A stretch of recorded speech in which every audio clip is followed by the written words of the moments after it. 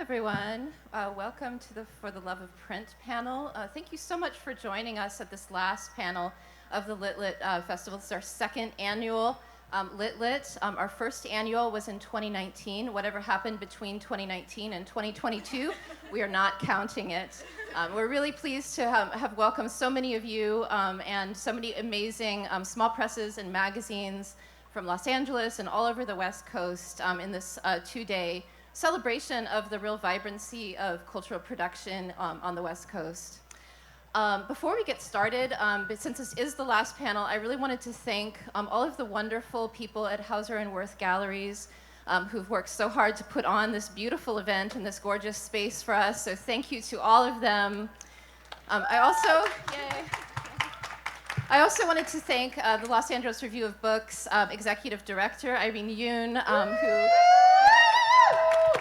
and most importantly, the person who's really responsible for these 2 days is Kelly Payton, our public.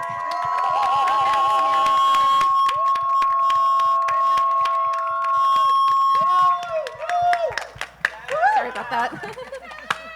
So Kelly, you're amazing, and has invited so many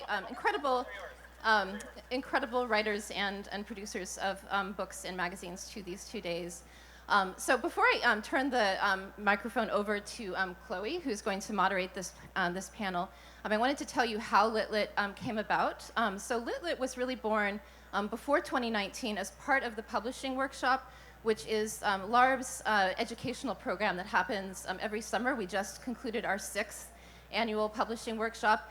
And it is a program for people of all ages, from recent college graduates to graduate students to mid-career professionals who are passionate about publishing and want to know how it works. How do I get a job in publishing? How do I start my own magazine? How do I start my own press? And so we bring together people from all over the country and now all around the world and introduce them to people in different roles in publishing, from editors to creative directors. And we really dive into the nuts and bolts of how to run a press, how to start a magazine, and all of the things that go into the many different jobs that it takes to create a magazine or a book. And as part of this, at the end, we'd always bring together some presses and magazines in Los Angeles to meet the fellows. And we brought them all together, realized what an incredible wealth of cultural production there is in Los Angeles, and it's so rare that everyone is together in the same space. And so we decided, wouldn't it be wonderful to open this up to the public so that people could come and see the amazing things that are happening in literary Los Angeles. And so that's how LITLIT came about. And we're really pleased that it has been such a success this weekend, and we hope that it can become a tradition and everyone can come back in the future. So I'd now like to introduce my colleague, Chloe Watlinghan, who is the managing editor of the Los Angeles Review Books and the Quarterly Journal. If you've stopped by our booth, you'll see our second issue of the relaunched Quarterly Journal, which is really beautiful and is really the work of Chloe. So Chloe, I'm going to hand it over to you. Thanks, Lindsay, and yes, many thanks to Kelly for organizing this weekend. It's been just beautiful. So I wanted to just introduce each of the panelists, but I have to read it off my phone because they're overaccomplished LA writers, so excuse me. Michelle Chihara is the Associate Dean and Director of the Whittier Scholars Program at Whittier College. There she teaches media studies, contemporary American literature, and creative writing. She's currently working on a book, tentatively titled, Behave, Economics and the Science of Influence in American Pop Culture. She has had recent publications in Distinction, a journal of social theory and postmodern culture, American Literary History, Post 45, and forthcoming chapters and volumes from Bloomsbury and Cambridge University Press. She also co-edited the Routledge Companion to Literature and Economics in 2018, and most importantly for me, she's a contributing editor to the LARB Quarterly, as well as the section editor for Capital and Culture for the Los Angeles Review of Books website. And she's also a frequent contributor there. before taking on this career in academia at Whittier College, she was an accomplished reporter, editor, and freelance writer, including being a staff writer at both the New Haven Advocate and the Boston Phoenix. She's been an online editor at an investigative news magazine, Mother Jones. She has published fiction, nonfiction, reportage, and essays in a variety of publications, online and off, including N+1, Bloomberg, Avidly. But what's really cool is she was also in the Best American Non-Required Reading of 2014 notable list and the California Prose Directory of 2014. So that's Michelle. Next to Michelle, I have Schessa Garbutt, who designed all the beautiful promotional materials of this weekend. All the stanchion signs, all the social media, the program, the flyers, the sandwich board, everything was the work of their creative design studio called Firebrand, at which they are the founder. And it's a design studio that creates branding and websites for mission-driven organizations such as LARB, Mindfulness for the People, Harvard University School of Public Health, and Arbor Arts. They have spoken at organizations like Meta, IDEO, and SF Design Week on topics of diversity in design education and decolonizing our creative practices. They are currently working on a forthcoming anthology of queer and BIPOC near-futurist art and writing called Time and Its Travelers. So hopefully we'll hear more about that in a minute. And Jeff here at the end. Is this POW or POW? POW. Okay. Jeff is the founder of the LAST rap blog. Is that like last, like on the internet? The LAST? They're all dead. They're all dead. Okay. They're all gone. You heard it here, people. I poisoned them. This is the last standing rap blogger, so pay heed. Okay, and also not only that, but it's a label, POW Recordings. He is the co-founder and editor-in-chief of theLAnd magazine, which has been giving out free copies all weekend, and you can find them over there in the corner. As well as a regular freelancer for the Washington Post, Los Angeles Magazine, and The Ringer. He's currently working on his first book, Waiting for Britney Spears.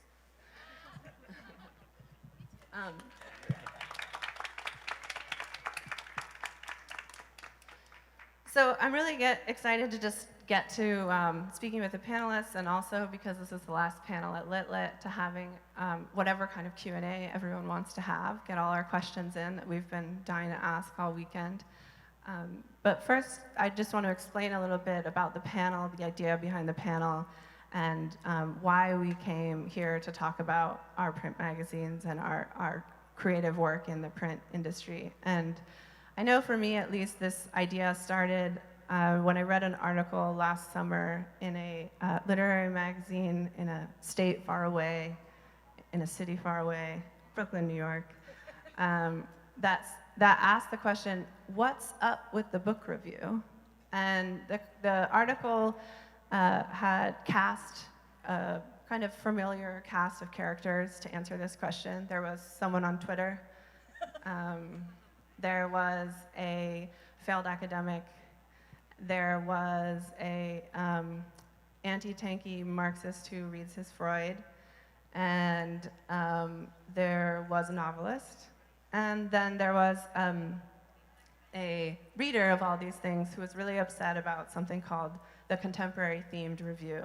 That instead of reviewing a book, it smashes together all the most popular books into one review so that they can hit all the big 5 publishers and be noticed.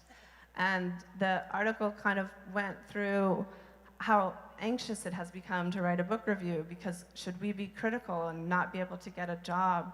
Or should we be too good and then have Twitter be mean to us because we're not being critical enough? And I was just reading this, and it's interesting, and it's a great article, but I just really felt like it didn't speak to what we do in Los Angeles, or our experience in Los Angeles as writers in the literary field or in investigative journalism. I think Los Angeles has a particular way of being a failed city, in that it's like failed its inhabitants and it's also a failed economic project. Any architectural book kind of starts out with saying like, wow, it's so crazy having to write about a failed city.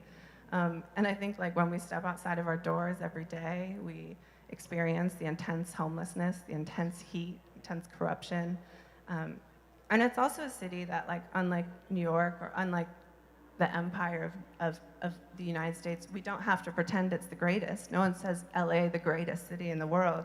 So in that way, we get to love it because it's like our little underdog city that we just love. And so we write to it, and we write for it, and we criticize it, and we just have a different way of approaching literature. And something you said once in an interview I really like is that all literature in LA is noir. Or at least noir adjacent, or noir aware. And so I want to just start there and just kind of like have each of you kind of autobiographically speak about your print projects and about what it means to you to write from LA, starting with Michelle. Such a big question. So my notes here are in my bullet journal. And I have a chapter coming out in a book this fall called New Directions in Print Studies. That's about bullet journals. So one of the things I've been thinking about, and I swear I'll bring this back around to LA, and what I'm thinking about in the chapter is a lot of print sales, a lot of the print industry has come to be driven by what they call adult creativity and bullet journaling, or something like it, right? A lot of paper products are being sold in a more, it goes into the lifestyle market. Independent bookstores before the pandemic were doing quite well selling print products, but with pictures of the books being sold on Instagram, right? So the print and digital markets are intertwined in these different ways, but print has become part of what they call digital detox, right? And I think for so many of us, print is part of digital detox. It's a kind of a type of attention and a type of experience that you have when you're with a print book that you don't necessarily have online. Online is still distraction, and what we read at LARB articles can be quite long, but the way we find them is often through social media. A lot of the front page of LARB is your front page.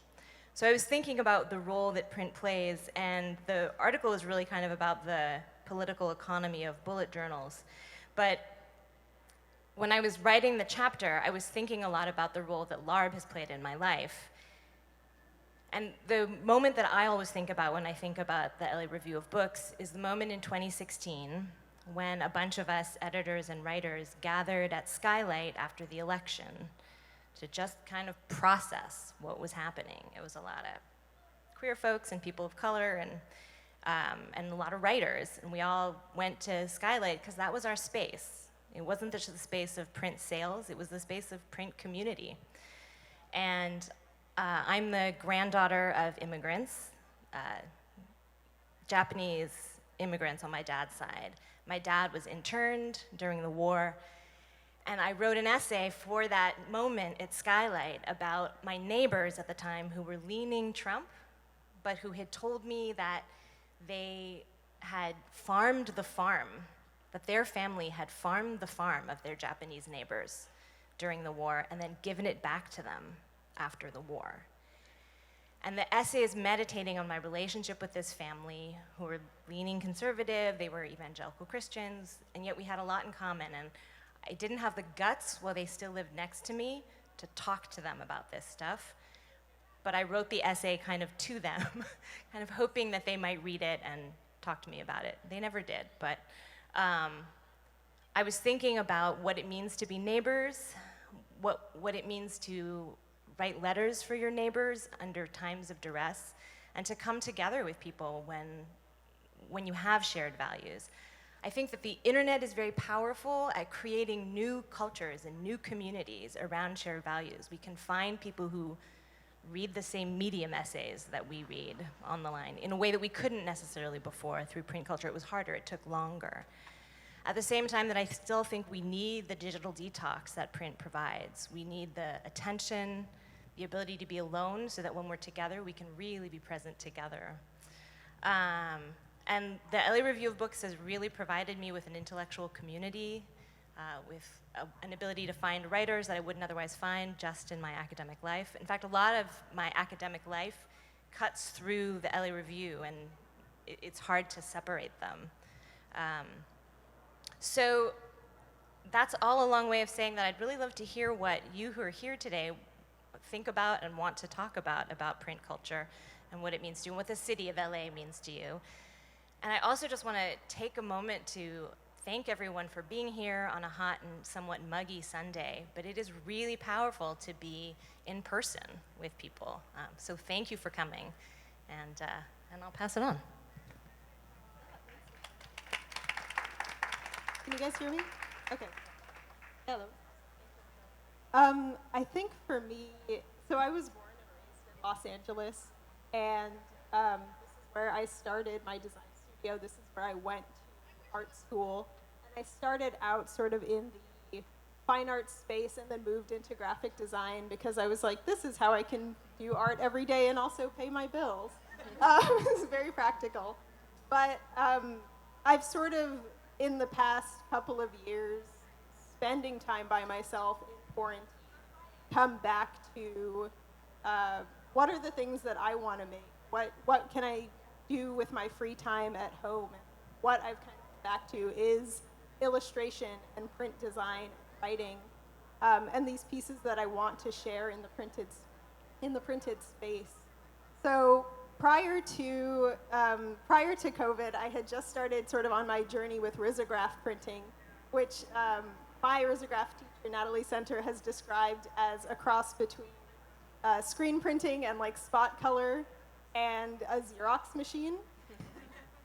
It's really fun to work with, and it's given me a chance to sort of get back into physical design, physical object making, whereas most of my work is sort of in the digital space and in the website design space. So in terms of how that relates to Los Angeles, it's been really cool to get to know the city through its risograph machines and through the people that take care of them and that print with them. And it's given me a chance to sort of explore different pockets. The USC MFA building, over here in the Arts District, they have their Rizzo machine. And it was amazing to go there and do prototypes and try out pieces of my font design, things that I do. More recently, I've been working on the QT BIPOC anthology of sci-fi writing that Chloe had mentioned.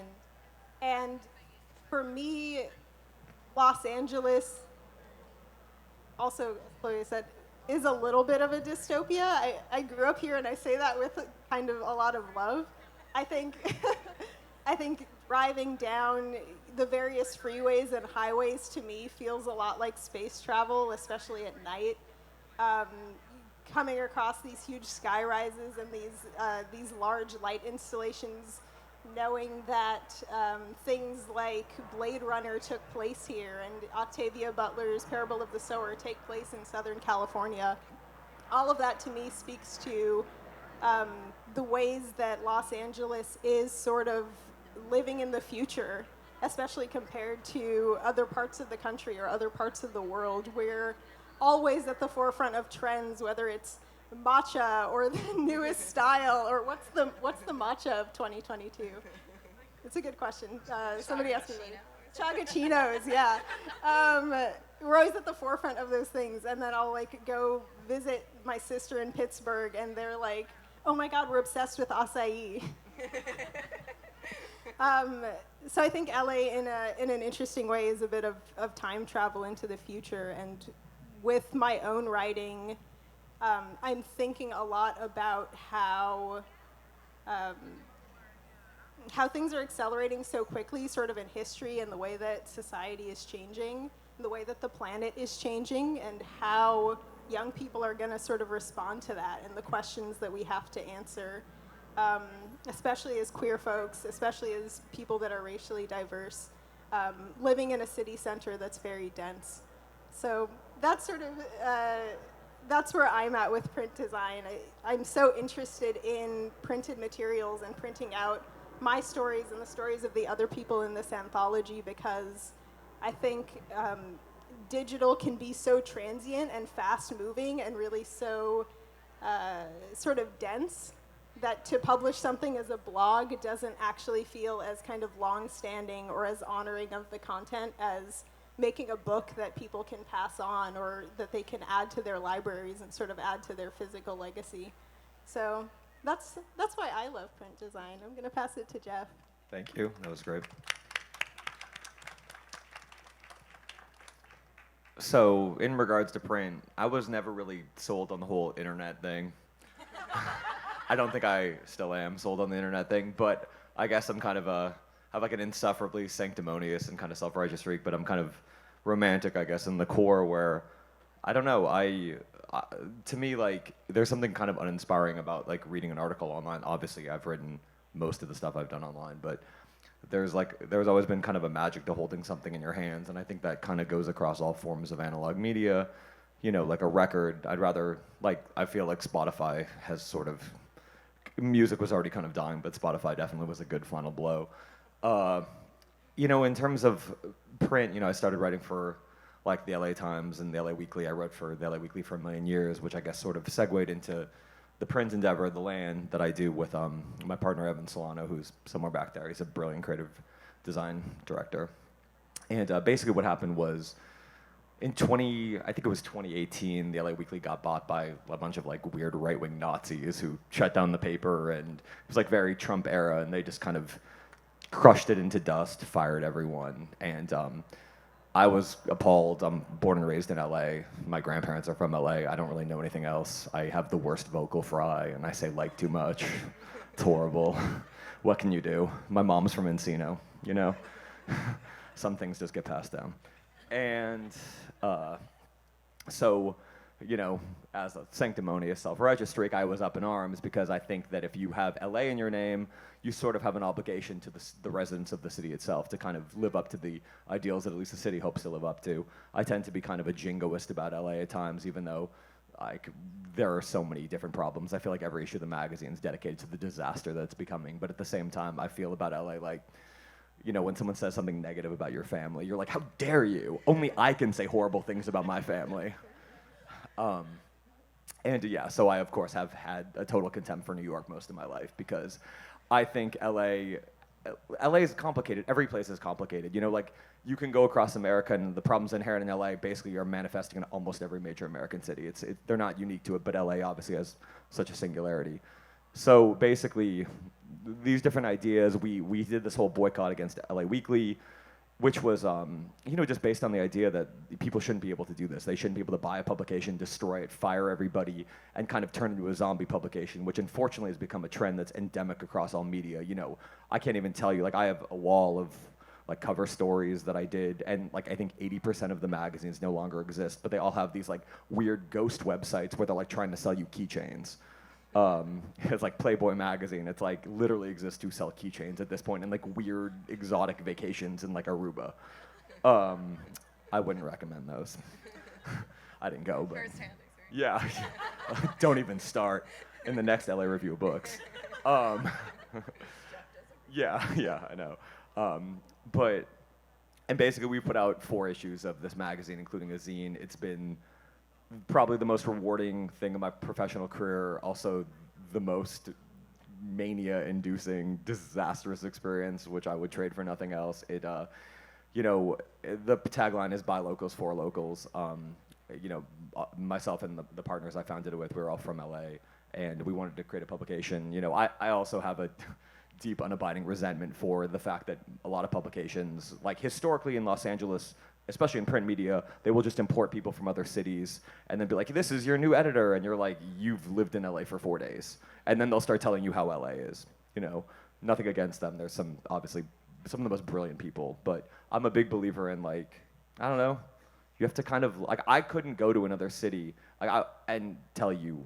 And like that's always been the thing that's frustrating me. That's like why E. Babbitts is like one of my favorite writers ever for LA, because I always think about her Day of the Locust essay where she, you know, I love Day of the Locust. It is one of the best books ever written, but I just loved how she was like, well, of course, you know, of course all the New Yorkers liked it because it says, you know, LA is this monstrous, you know, these ogres, these dumb yokels burning down Hollywood Boulevard. And, there's just so many different sides to LA, and that's kind of, I guess, one of the other things about theLAnd is LA is a very block-by-block city. One of the best things I got to do with the LA Weekly when I was there was I had a column.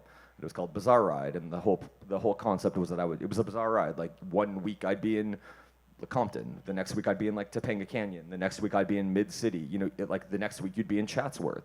And you'd go all over the city, and I'd interview musicians and restaurateurs and athletes and different people that had this intersection in LA, and you realize kind of the three-dimensionality of the city. And I think that that's something that often gets lost because, without print media, there's a certain serendipity, I think, to print media, and that's I guess the other thing I would like to touch on. I feel like the last person that still has a print subscription in the LA Times.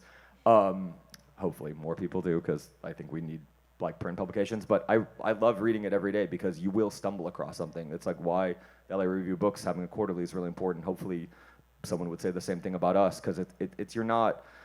When you're online, you kind of just, your brain gets siloed to the things you're already interested in, and I think the magic of print media and just life in general is kind of the unexpected. And I guess the best thing is just when you're surprised. And I think print media is able to kind of like incubate that idea, and it's still, we've had print media for 600 years, and no matter what, whether it's online websites or TikTok or Instagram, it just can't be replicated by the feeling of just discovering something. And I think your brain processes a different way, and we've kind of evolved in that way. And for the rest of my life, I'll probably be, tilting at windmills to make sure that it, in my tiny little corner of the world, I can kind of help it, stay alive.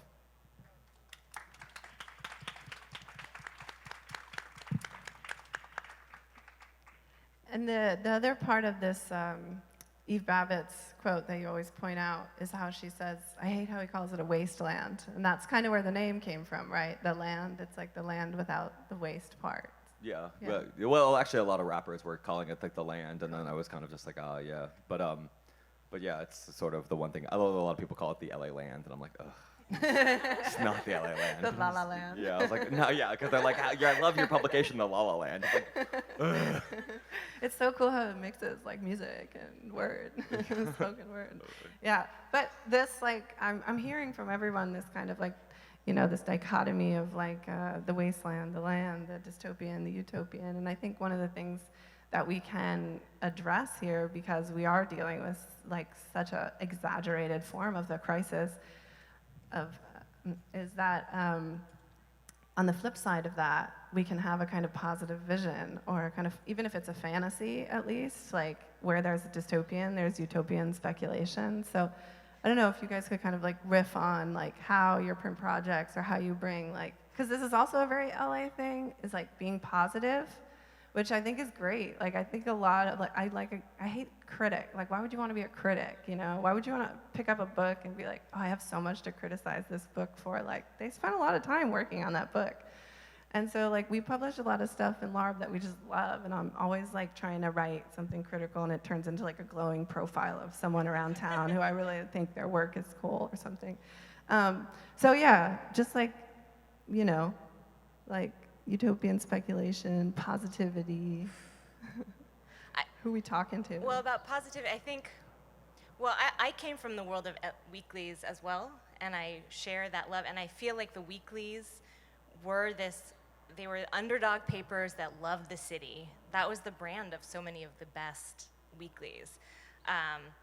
And when I worked for the Boston Phoenix, which was a great paper in many ways, and it is also gone, but I was from California. I was born and raised in Northern California, and when I got to Boston, I was like, oh, I'm gonna learn about the city, I'll read all about the city and bring an outsider's perspective. The editor-in-chief was like, don't ever say that. Like, nobody wants an outsider's perspective. I was like, cool, just won't mention where I'm from. But the first cover story that I had at the Phoenix was literally about the existence of the Brazilian community. They had the highest density, or the highest population of Brazilians outside of Brazil in Framingham, Boston. Boston's a real white city. And I was like, hey, you guys, I did capoeira in my youth, and I was doing capoeira with all these Brazilians. And I was like, you know you've got like a huge Brazilian city here. And they were like, huh? And it was literally a cover story. It was news for the Boston Phoenix. Just the Brazilian community was there. So there was a way that the way that I tried to love Boston didn't really fit with Boston, and I wasn't a good fit with Boston. And I thought about it when I came to LA, and here, I'll tell you the Jonathan Gold story. I got to LA, and I really fell in love with LA when I got here. I wanted to love this city from the moment I stepped foot in it. It's crazy, it's dystopic, but I loved it. And coming from the Bay Area, that's blasphemy. People in the Bay Area are like, you what, LA? I'm like, no, I love it. Shh, you know, what's wrong with you? And people in LA are totally happy to love San Francisco as well. It only goes one way, this rivalry. But I wanted, as a graduate student, I wanted to teach a class on LA, and I was helping them establish a literary journalism major, and they let me teach a lecture class. So I had all these students, and I was all excited, and I was really nervous about representing for teaching LA, and I wanted to have cred, and I wrote to Jonathan Gold and said, will you come visit my class? I'm teaching your book, Counter History, right? And he said yes, and somebody told me, oh, he says yes all the time, but he doesn't show up. And I met the writer Jervy Turvalon, who's a fantastic LA writer, and Jervy heard that I had invited Jonathan Gold, and basically I think Jonathan Gold showed up only because Jervy made him. I think Jervy drove him down, actually. Certainly there with him. And he was 20 minutes late to the class, and I remember standing there in front of all these students, and of course faculty had come to visit, vamping, right? I'm pretty sure he's gonna be here. I think he's gonna come. And then he showed up, and Jonathan Gold in person, his work is, of course, amazing, but he's like Falstaff and the King rolled into one.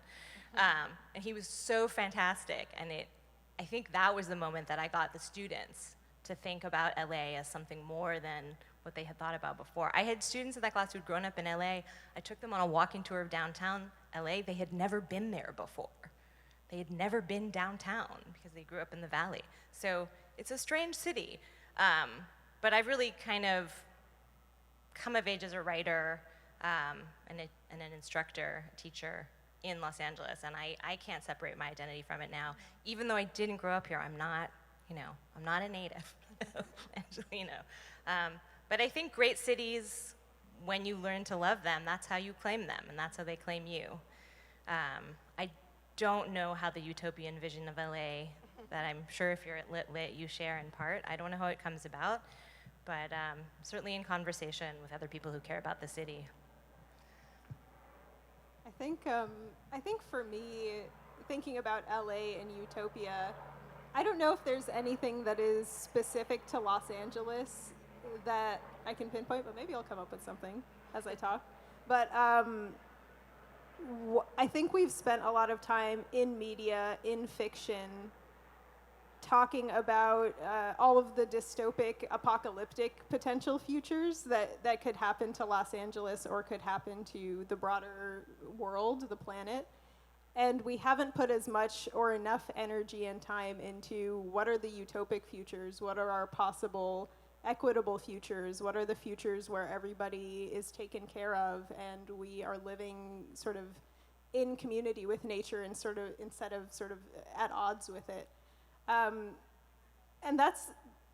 it's a challenge because, like you said, it's easy to be critical and it's really easy to be cynical, which is somewhere sort of in between grief and anger. But,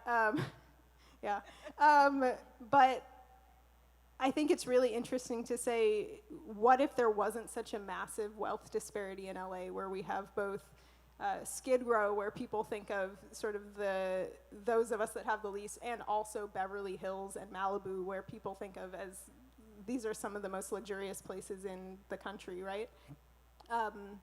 What would it look like if LA wasn't massively segregated? I think thinking again about the freeway system and these gradients from the coast and north to south, to me it's very obvious that there are socioeconomic differences. What if every neighborhood had a park and had a community garden?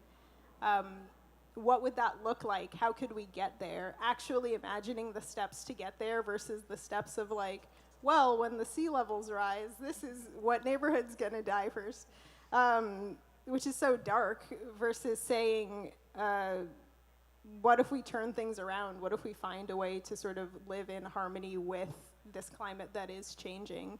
So that's almost more of a writing prompt or a thought experiment prompt. I don't individually have the answer, but I think what makes LA so amazing and special is that we have representation of people from all over the world and people of all age groups and so many different perspectives, and that gives us a massive opportunity to come together and imagine together and make sure that sort of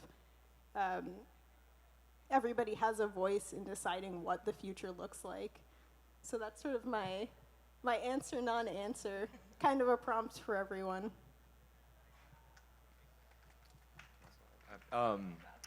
So I actually think it was a really astute point that you were speaking about earlier about everything is noir, kind of in LA. At least everything I've written, whether intentionally or unintentionally. I think by nature, you know, there's always going to be this like sunshine noir dialectic of LA. Like obviously, you know, it from its very onset, you know, like civic boosters were trying to, you know, put advertisements like of the orange groves and like, you know, northeastern newspapers to like, oh, come to paradise.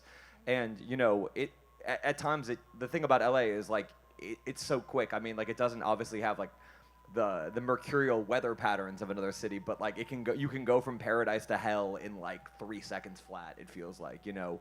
And you have these like kind of swaying, arrogant palm trees that are so beautiful, and of course they're imported, you know, which is classic LA. You know, I've been thinking actually obsessively about it because you know, this book I'm writing, it's called Waiting for Britney Spears, and it's like a pink noir is kind of how I see it in my head. And like, obviously so much of LA is built on this like, this lottery ticket notion, right? Like, I'm from LA, you're from LA, you've lived here a long time, you know, it's different, I think, when you're from LA, because I'll tell people, I'm like, I didn't move here to get famous. Like, you know, like, I didn't like try to do that. I just, you know, my grandfather came, you know, and, but there are so many people, and I think that idea of fame, unfortunately or fortunately, you know, does kind of govern a lot of the way that we perceive the city, especially because, you know, you can't ignore, I've kind of grown up my whole life kind of loathing Hollywood, like being kind of in the shadow of it, and just kind of exercising kind of a healthy contempt and skepticism towards it. But it is like kind of the dream-making factory of the entire Western world, if not the globe.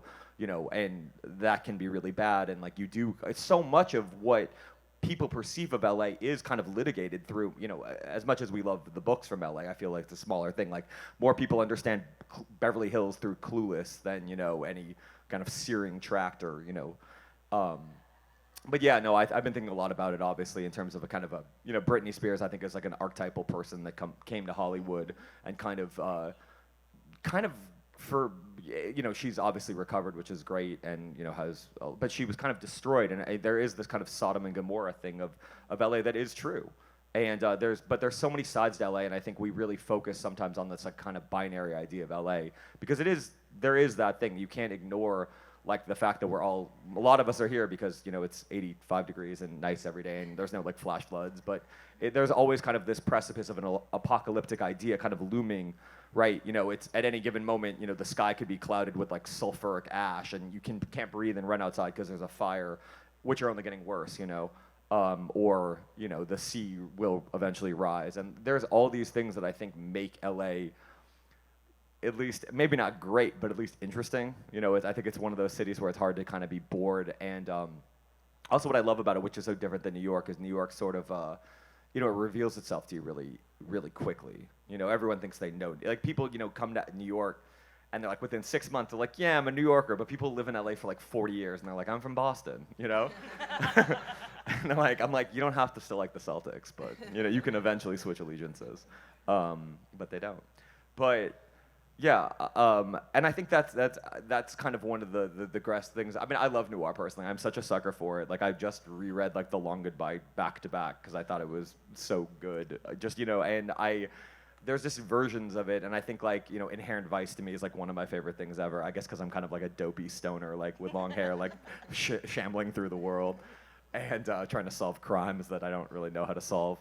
But yeah, I think that's sort of one of the I hope that I'm not that optimistic about the utopia of LA, unfortunately, but I'm very anti-fatalist, and I think it's like it's so easy in this world, and especially when you look at kind of the state of civic politics and the greed and the corruption and the fact that it is very dystopian when you drive around outside. I mean, if we walked in a block or two, we would see like really hard things that are a very real aspect of the city. But I think that one of the things that does give me some kind of veiled hope about Los Angeles is it is a place for dreamers. I'm a naturally very delusional person, and I think that has served me well. People that know me probably would say otherwise, but in my own head, I think it has.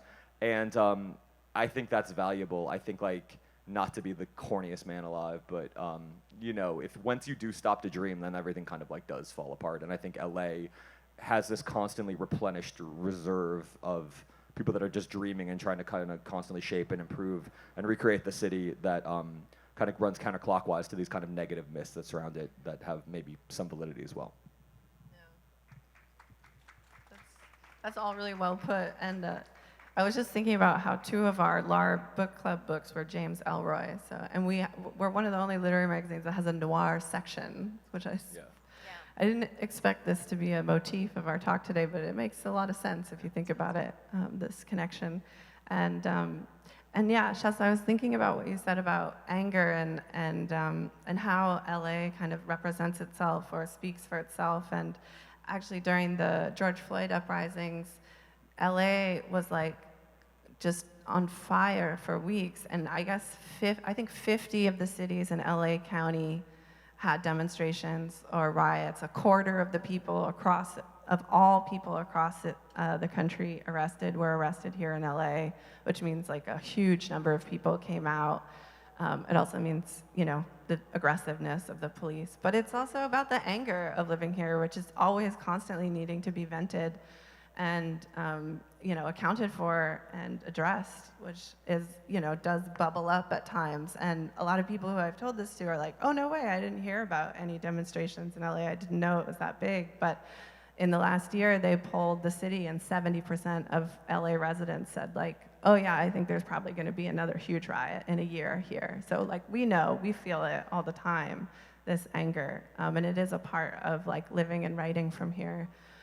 But since we just have a little bit more time, I thought maybe we could talk about this idea of the encounter of print, the kind of spontaneity, the analogness of it, the way that you kind of can't get the land unless you go to a launch party, or just the way print magazine kind of shows up. In a way, it also does this individually for all of us. It shows up in our mailbox, all wrapped up in our debt and our credit card bills and our Medi-Cal getting canceled letters, and it's the only colorful thing, and we're like, oh my God, there's hope somewhere, and we can spend a day reading so much. No other print form other than a magazine or an anthology has so many little parts where you can learn so many different things in the course of it in just a short of the smallest novella.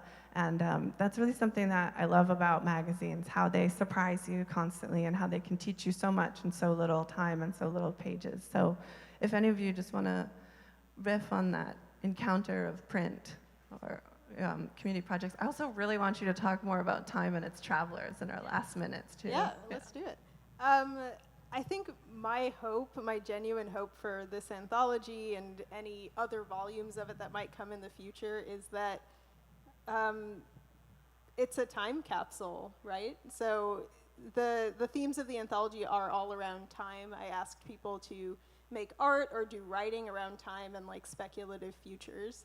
And I would sort of love for somebody, and it's all near futurism, which is thinking about the next 20 to 50 years of science fiction writing. So I think a lot of sci-fi writing is in 2,000 years, blah, blah, and you're that literally anything can happen in 2,000 years.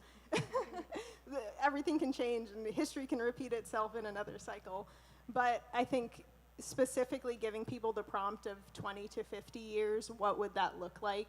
That forces us to kind of think about, in our own lifetimes, how is the world going to change, or how are we going to shape change in the world?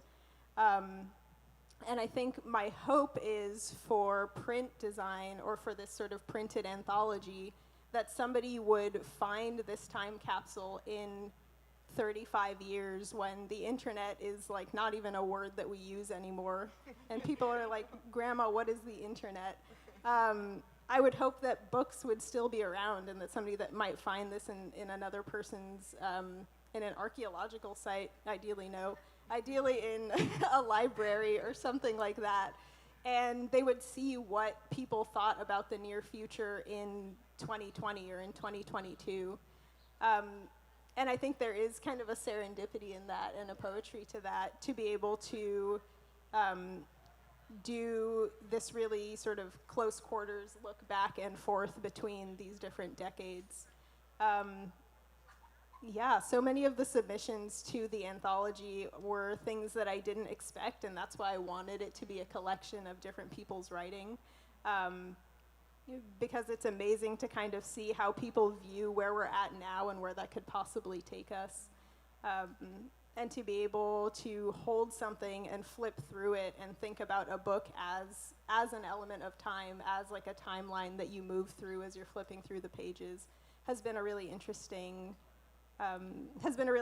sort of design journey for me as well, thinking about how do we curate and bring together all of these different pieces of content from different writers and artists and make it feel cohesive enough to be an anthology, but surprising enough that you're sort of taken through these moods and moved through these different sort of meta stories based on this overarching theme of the book.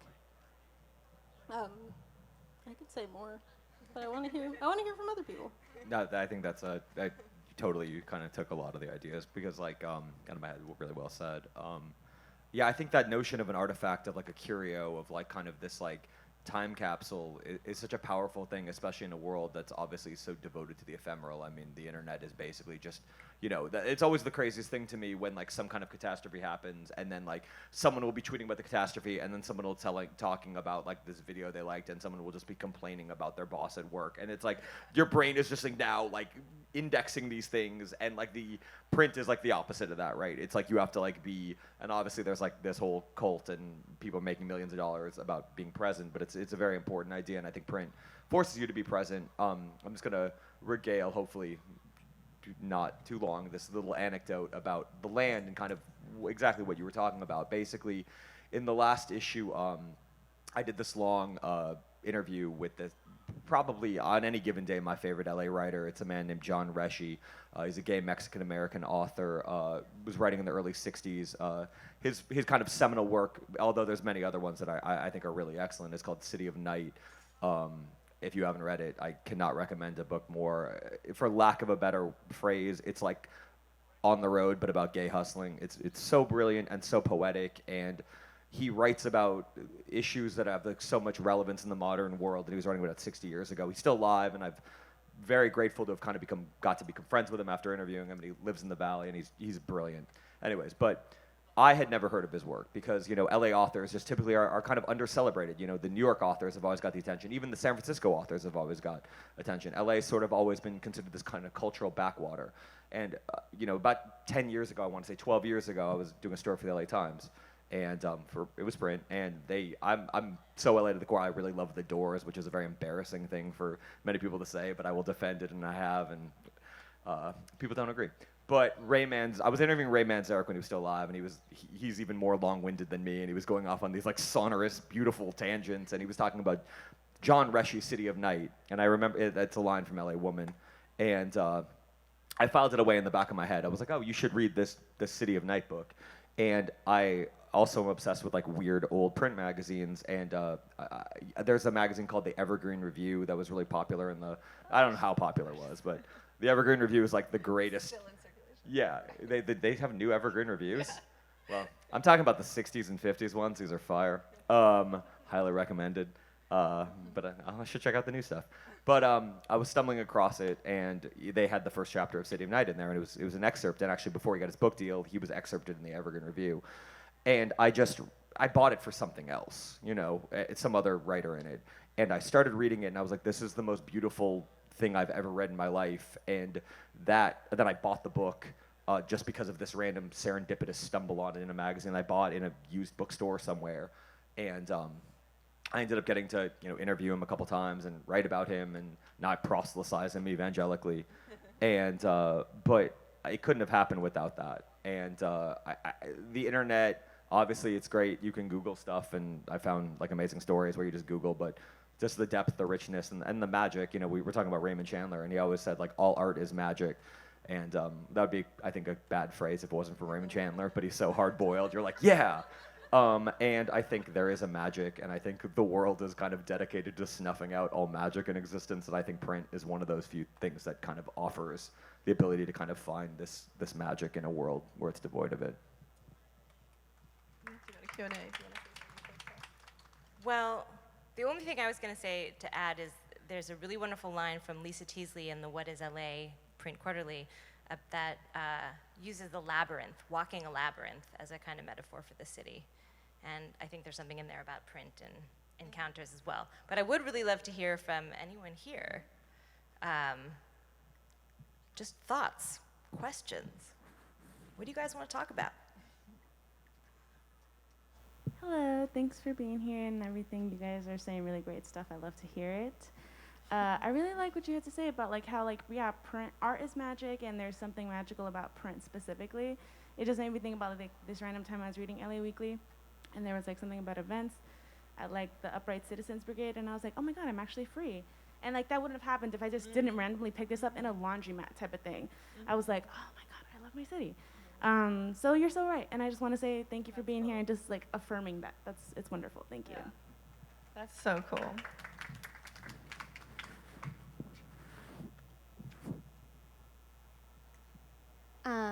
I really liked when you guys used the word serendipity a lot, because it's my favorite word, and it definitely correlates with print. But as a self-publisher myself, I'm always curious to know how you have your relationship with the internet and how you find promotion and a following, let's say on Instagram, without losing your initial ethos and sticking to that gut feeling of like anti-scroll, but also having to succumb to that evil.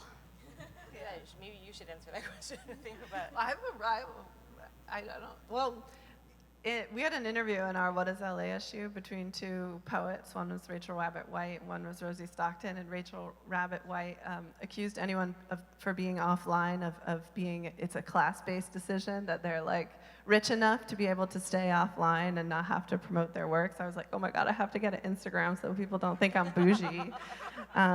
But then like I got back online and I was like, okay, this is fun, but I miss when it was like just me and my friends hanging out online. And I do think they're like, as a writer, and this is really common in LA, weirdly, we can still be hard to find and just like write beautiful things and like live our lives. And like, we don't really have to do the like branding thing. And I think one of the things I really liked about like putting together this panel is I feel like y'all are very much like on and off online in a really authentic way that's not like, yeah, super obnoxious. You're just like, I have this really good idea. Do you guys want to hear it?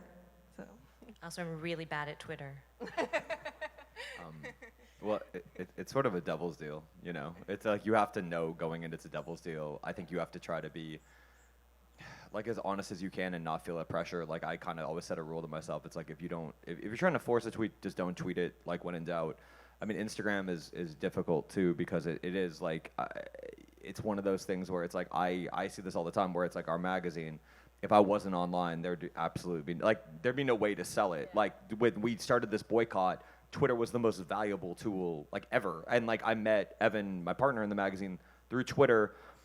It wouldn't have happened otherwise. And, like, all these, like, writers that I'd never even known, we all kind of came together. So I think you have to just understand that it's a tool and not, like, it's, like, one component. It's, like, an appetizer. It's not the main course. Like, your work has to be paramount. But it's like, I mean, it's like, unfortunately, I'm not a fan of Norman Mailer, but we are living in the world of advertisements for myself, and everyone is doing advertisements for themselves. And I think you have to be realistic about that and understand that, like, then I would also argue there's choices. I think people, I would disagree with Rachel Rabbit White, actually. I think there is, you don't have to be on any of these things. You can, Thomas Pynchon never did. There are people, I mean, my favorite musicians are like Madlib and Burial and these people that are semi-anonymous. You just have to be better. Like, I am not but if I ever like I'd be like, I always think of this, there's this rapper named Riff Raff. He's kind of goofy guy, but he's like, I just want to blow up and act like I don't know nobody. And I think about that a lot, because if you do get to that point where you do blow up, you can kind of vanish. Yeah. And that's difficult. And I think that Kendrick Lamar is a perfect example, right? The Haitian rapper who was always wearing the mask. Yeah, Makami, Yeah. fantastic. Yeah, no one knows what he looks like. And actually, Paul, who's Right. the managing editor at the, or is he managing editor? No, it's me. No, yeah, it's you. Sorry, my brain is. good. I'm traveled. I'm jet lagged. No, yeah, he interviewed Makami, and actually, but Makami was like, I couldn't find a photo of you. Yeah. And like, yeah, and he was, you know, that's and why he liked and him. that's why he Yeah. liked Paul. Yeah. And yeah, I think don't be afraid to have a certain like distance between yourself, because I think people, when you give up too much, and I think I'll pass it to you guys because you guys have super interesting things to say and I'm long-winded, but Kendrick, I think, has done a really good job of kind of distancing himself. He doesn't really tweet, he doesn't really use Instagram. He tries to put the focus on his art, whether it's good or bad. There's plenty of things that you can say about it, but I have a lot of admiration for that, and I think it is possible. It's just more difficult, and you know, and once you get to that point, then you can kind of pull back too, and you know. I do want to say, I think most of my students and I think young people it doesn't feel like you can exist as a creative in the world and not be online. I don't feel like I can totally get off Twitter. I do get off Twitter when I can, and it's very much self-care. Like, let's rest so that we can fight another day. But it's different to be a woman of color online, especially if you do things like talk about economics in public. So you do have to draw boundaries, get off when you need to, and be intentional. How am I going to use this tool until I blow up and I'm Kendrick Lamar, and then I can make really intentional choices about it. I really like this John Ricci interview, and there's a great line in it we could all turn to right now that my cousin Sarah, who's sitting over there, sent me a screenshot of, which is where you ask him what his least favorite trait in people is, and he says humility. I know, it's so good, so yeah. He's like a big fan of narcissism in general. Yeah. Yeah. Which is like narcissism is like the least understood character trait of humans right now, right? Totally. Yeah. The other thing I would just add real quick is like, I think people, I think the internet is basically a tool to drive everybody insane, especially social media. Like, you will go insane, and so the only way that I've been able to kind of like navigate through that world is like by taking like breaks, and like finding kind of whatever your chosen practice of self-care is. It's like essential to kind of doing it, because otherwise, like, if you don't have one, everyone will go crazy. Yeah. Get yourself a Maya. We have a Maya who does all of our social media for us. Maya. Everyone needs a Maya. Okay, questions. What else should we talk about? Hi, I'm really happy to be here. I just want to say that. I'm so glad I found you guys on Instagram. Thank you.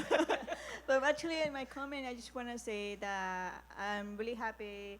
It was mentioned the bullet journal, and I like that you mentioned that it was a digital detox. That's kind of how I do my self-care, to take a break from all the digital, like Twitter and Instagram, to just kind of like turn it off, take out my journal. I had that same brand that you have. I love that, Archer and Olive. Absolutely, woman-owned. That's right. And so I really like that term, like digital detox, and I never saw it that way. And I think journaling is also being picked up a lot, and I think encouraging people to write more. And just wanted to mention that. It really made my day to hear that. I also meditate, and I'm also just recently became a certified mindfulness. I find this funny, but a certified mindfulness instructor with Reverend Angel Kyoto Williams, who I mention whenever I can, because she's an amazing author, activist, writer. And that, I think, the internet is a tool to drive us crazy, and I don't think I would be sane without that practice. And that connects to so, you know, self-care, one of the teachers that I like, he says, self-care is not self-indulgence. It's not the same thing. It's not what Audre Lorde was talking about. But But I think it's important sometimes to talk out loud about, yeah, I need my bullet journal, man. I'm not gonna lie. Yeah. Shout out to all of our diaries. Yeah, that was great. I love that. Is this why you guys carry incense at the land? Don't you have the land incense? I just have that, hippie, like Topanga Canyon. I'm like one step That's where away it at all time from crosses. getting a crystal collection. I'm trying not to, but like at any given moment. What's stopping you? Come on now. I don't want to totally give into being a cliche just yet. I'm waiting until my old age when it'll be like, oh, you have like the Gandalf thing, and you're like, you have crystals in there, and I'm like, all right, that's better. Sometimes I say that to East Coast friends. I say, the hippies were right about everything. And it really gets them. They're like, what? Yeah. No, but that's why I tell about the Doors. Like my favorite thing to troll East Coasters is talk about Sublime. They get really angry, and like, it's anyways. I couldn't go a panel without talking about Sublime. Sorry. What else? Oh, a lot. Okay, green hat, and then right behind, yeah.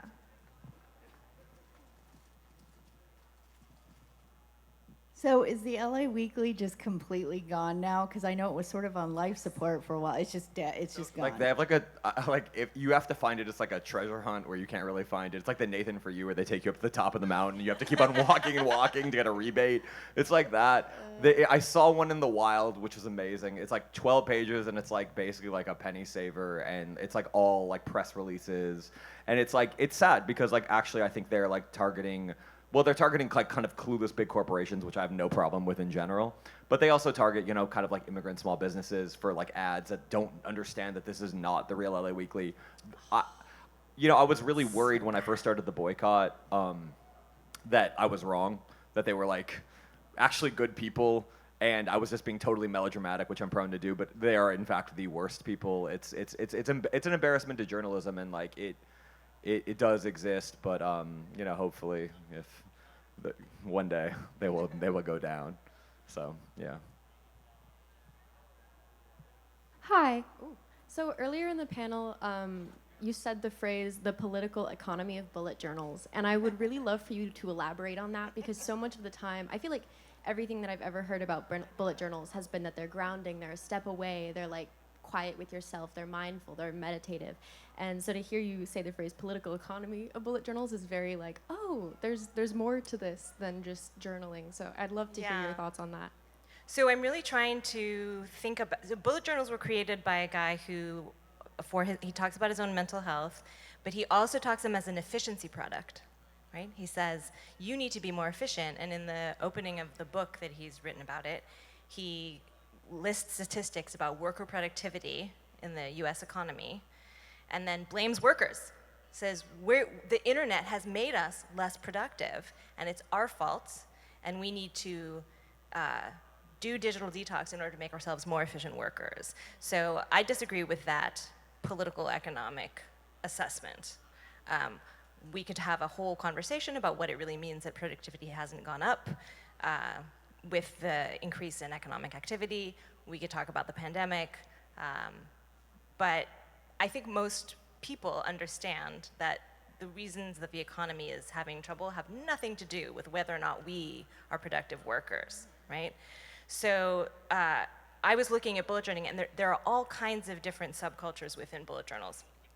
There are evangelical Christian who are very much about efficiency and internalizing efficiency, but there are also a lot of mindful subgroups, people who are in it for the mindfulness. And I found one, an influencer, that's what you call them, right? Who is an anti-capitalist, who wrote an anti-capitalist novel, and talks explicitly about how she learned to use her bullet journal to be an independent person. She didn't want an office job, to run her life effectively, and to be efficient for herself, to make enough money to live and to continue to do her activist work. And she has I'm not gonna remember the tagline, but it's like, it's not the things we produce, it's the class consciousness we raise. And that was her take on bullet journaling. So that's what the article is about, is thinking about what it means to internalize capitalist pressure to be efficient, and how that relates to something more like being efficient for yourself, right? I want to spend less time on Twitter at all times. No matter how little I spend, I want to spend less. But I do feel like I need to stay connected to some groups of people that I can really only do through social media. So how do I figure out what I'm doing in my day? How do I make intentional choices about my time? but specifically to raise class consciousness and not to be a more efficient worker for my boss. That was what it came down to. Jumping off of what you said about productivity, there was a Twitter thread. Twitter's good for something. It was about the history of the phrase "people just don't want to work anymore." Yes, Or people I don't saw want to that. work. That was really good. Yay! Okay. Well, if you didn't see it, it was taking article headlines and like clips from articles that date from anywhere from probably yesterday to back to like the 1890s, where people were using this phrase of "people just don't want to work anymore." Every which generation. Which is to say that I don't know, I think there's a lot there in terms of why don't people want to work for you, author of this article? How are we being exploitative to workers despite increasing productivity and increasing sort of working hours on average overall, especially actually during the pandemic. So yeah, Productivity for whom? productivity is a very political sort of topic. But yay, Twitter, I guess. Actually, one of the things I really like about print magazines is how inefficient they are. Because they're just like incredibly expensive. Paper's really expensive. They have to be like shipped from all over. You know, it's like it's really not a money-making tool. the It's thing Which super is slow. related to the questions of serendipity and who made the front page and Well, it's also like anything that appears in print is not by accident at all. Like that content or that art was very much loved, and that person wanted to sort of share it in this medium. It happens very intentionally. So lots of you love might for find print. it by accident. Yeah. I'd add real quick, like one of the worst things that ever happened was when people could figure out like how popular an article was, right? Like where it's like back when you had like an alt weekly or a newspaper, you're like, oh, I think this is like a good idea, like maybe people will like it.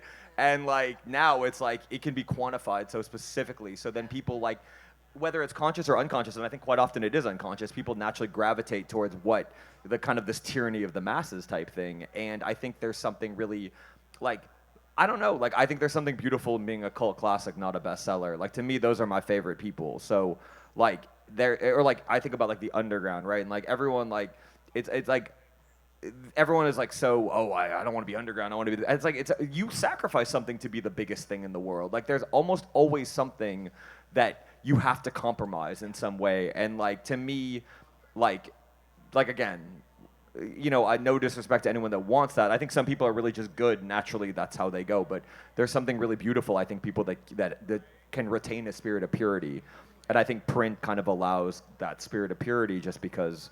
Like you're not necessarily selling on a click-based model. You're just selling it on like it hopefully being good. I just want to share something that sometimes the universe aligns things in such a way that is like, oh my gosh, what a coincidence. But I went to the Natural History Museum yesterday with my husband just to remember when we took our little kids there. They're all gone now. And there is an exhibit called Becoming Los Angeles. That's the name of the exhibit. So, and I was I'm originally from Rio, Brazil, but I've been living here in Mission Viejo. Rio de Janeiro. Yeah, Rio de Eu morei Janeiro. ano no Rio. Sim, brasileira. Não sou. And I've been living here for almost 15 years now. And I was telling, you know, I was looking at this exhibit. I've been living here for 15 years. I've helped my 3 sons with projects about the history of Southern California, the history of California, and I did not know half of the things that were there in that exhibit called Becoming Los Angeles. And I was so sad about that, and so like, what is it that is happening? I don't know if I'm explaining well. Like I'm just so in love with the history of LA and the resilience of the city. That's what I'm trying to say. Like in the first thing, my son got into UCLA, and oh, how come he didn't get into NYU? Otherwise, I could go to New York and blah blah blah. Because I never felt anything towards LA. I'm here because my husband was transferred here, and I live in Southern California, and I never felt this like you're saying, I never fell in love with LA until I went to that exhibit. That's what I wanted to say. So, and then I'm here listening to you guys, just confirming everything that I saw and how the city was from the beginning with the European descent, but in the indigenous, the Grabileños that were here before, and then, you know, the African descent, and so much struggle for everything, like you know, and Charles Chaplin trying to create the movie with the independent for the artists, and heroes from the African American community. If you haven't seen this exhibit, I think it's worth it. I was fascinated by the way they told the story of the city through these personalities that were not in the history books, unfortunately. You know, and I think that for me, and then I came to today, and this book has nothing to do with the exhibit. You know, it's just, it called my attention. I talked to the publishers, and no, this guy, he writes about what is LA from you know, he's lived here all his life, all those things. So I bought it just to, so interested that I am. So congratulations on this. And I think this is for me, this is a question to ask, right? How can we get this story out there of how beautiful and resilient this city is since from the beginning? Just one thing, for instance, I didn't know that when, you know, the missions were dismantled, for instance, and a lot of indigenous women and from African descent that had property under when the United States took over, they lost. I did not know that. They lost their titles for everything, so suddenly they had nothing. And they didn't give up. They stayed in Los Angeles and tried to build that. So there's many, many venues, but congratulations, and thank God for art to bring this story in a beautiful way. Yeah, it's a great place to, yeah. That is a great place to end. Thank you. And it reminds me of, you're very quotable, actually, Michelle. Something you said in an interview once that, like, what does it mean to be from a city that refuses to reckon with its own history or refuses to, I forget what the quote is, but refuses to handle its own history. And I think that's kind of like what we're doing now. We get to, like, make the history, and each time we do something like LITLIT or put out like a new issue of a magazine, print magazine that we give out for free, we're kind of like writing the new collective autobiography and history of LA in the present. So I just want to thank first my panelists, Jeff, Schessa, Michelle. I wanted to double thank Schessa for making all the LITLIT propaganda. You really are the mental manual divide. It was so beautiful to hear you speak, and you're such a creative person as well. Thank you so much. Thank you all.